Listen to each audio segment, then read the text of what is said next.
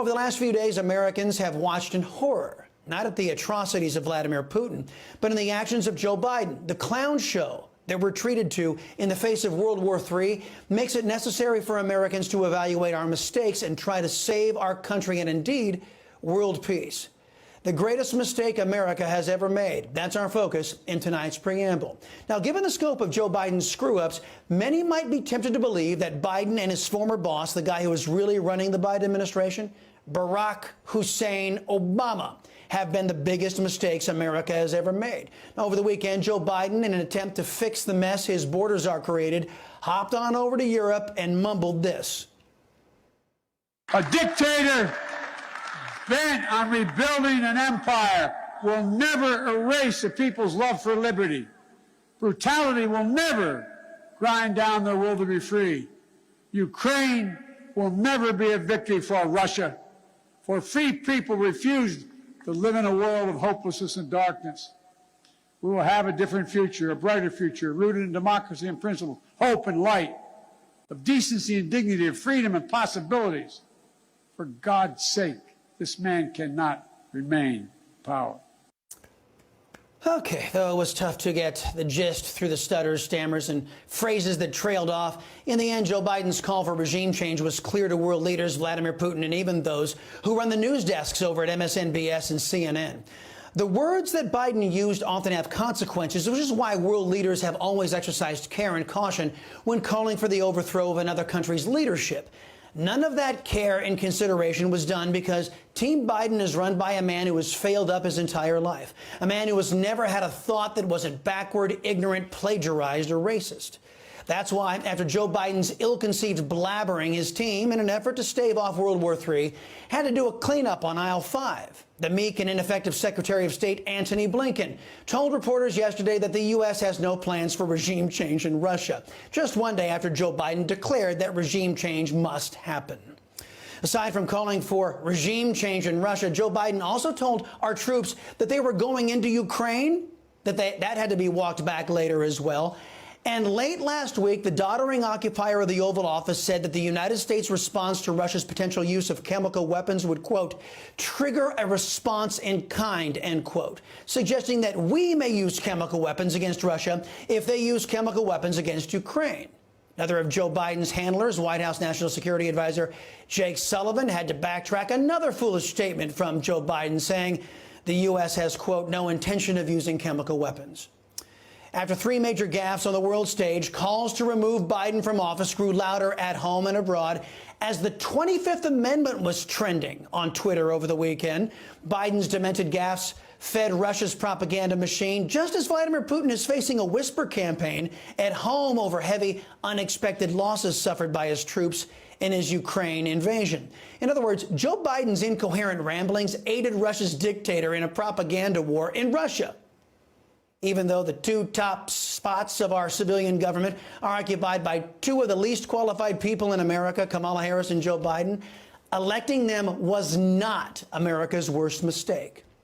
Flying somewhat under the radar was a report that was released during Putin's war. The FBI conducted an internal audit that found, get this, 747 compliance errors across 353 separate cases. The FBI's corrupt leadership said the findings from the 2019 audit were, quote, unacceptable. Now, you may remember this is the same FBI that wrongly, falsely, and illegally targeted President Trump in the opening days of his administration. Agents James Comey and Andy McCabe, Peter Strzok and his tart Lisa Page, external agency partners like John Brennan and James Clapper, they kept this false narrative going in an effort to allow the Democrats to kill the America First agenda. The accusations were complete rubbish, largely based on a crazy dossier composed by the even crazier former British spy Christopher Steele, who we now know was working on behalf of Hillary Clinton and her campaign. Strzok's notes attest that FBI, they knew the Steele dossier was bupkis. The truth was written in Strzok's notes. Quote, we have not seen evidence of any individuals affiliated with the Trump team in contact with Russian intelligence officers, end quote. The reason why the FBI, the CIA, the IRS, and myriad other agencies are running amok is because your elected leaders in Congress have abdicated their constitutional powers of oversight and have allowed these agencies free rein.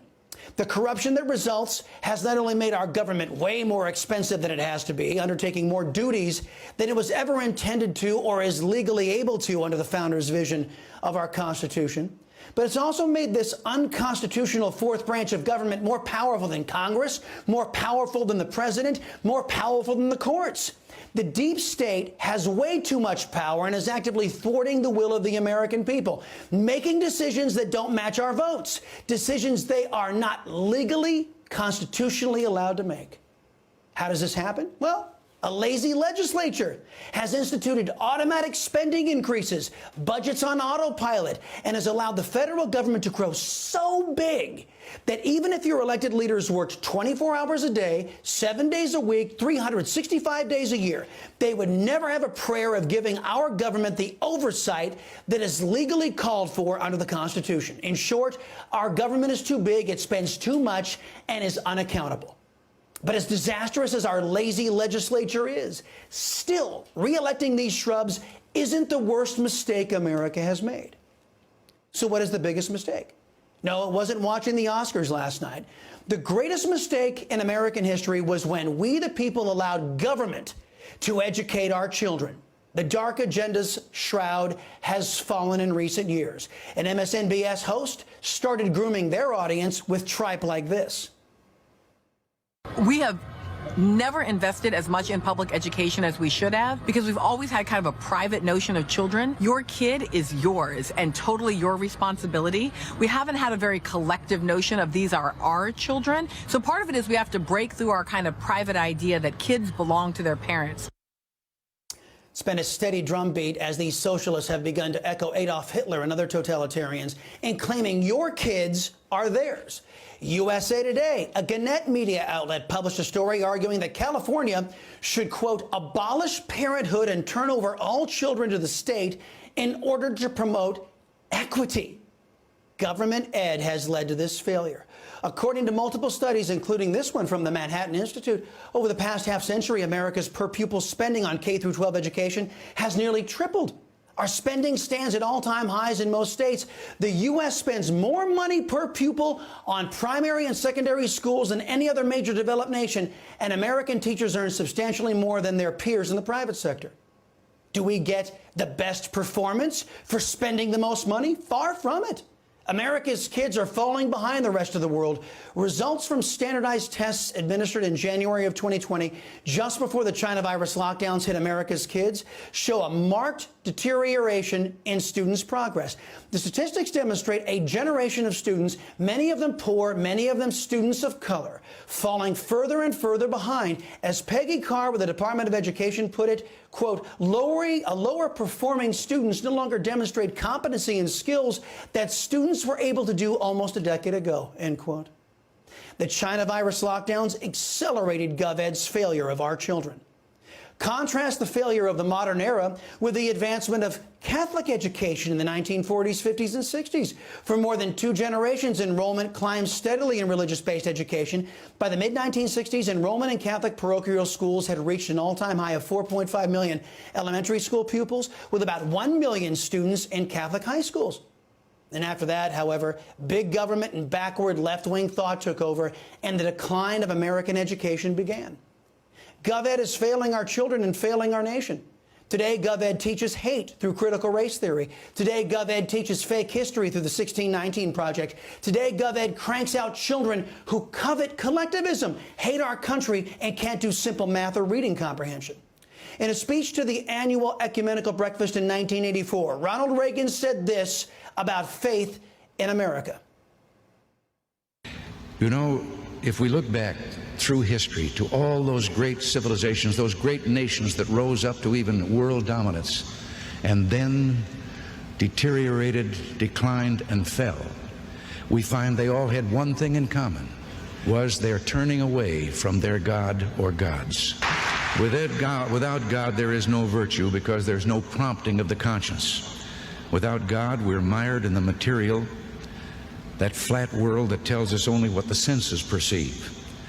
Without God, there is a coarsening of the society. And without God, democracy will not and cannot long endure. Today, my friends, we see that coarsening. Today, we see America deteriorating right before our eyes. Today, we see our own government seeking to destroy the very freedoms that we enjoy in our democracy, our republic. If we had better educated children, the problems I already articulated and a host of others would not be harming this country. Think of it this way. When we educate our children with a faith-centered curriculum, we graduate young people who then go into government. They have that prompting of the conscience Reagan spoke of, and they make better leaders, leaders with integrity, a moral compass, and a dedication to bettering our country and bettering our world. On the other hand, when government gets a hold of our kids, we get lazy, debaucherous, self-serving, and incompetent leaders like we see in the White House and FBI. And they threaten the very future of our forefathers, the very future they worked so hard to preserve for us. The single biggest mistake Americans made was allowing government to take over our children's education. And we're paying dearly for that mistake. It may cost us everything. It's time we put a stop to it and take our kids and our country back. You can start by not voting for anyone who doesn't pledge to put parents back in charge of our kids' education through school choice.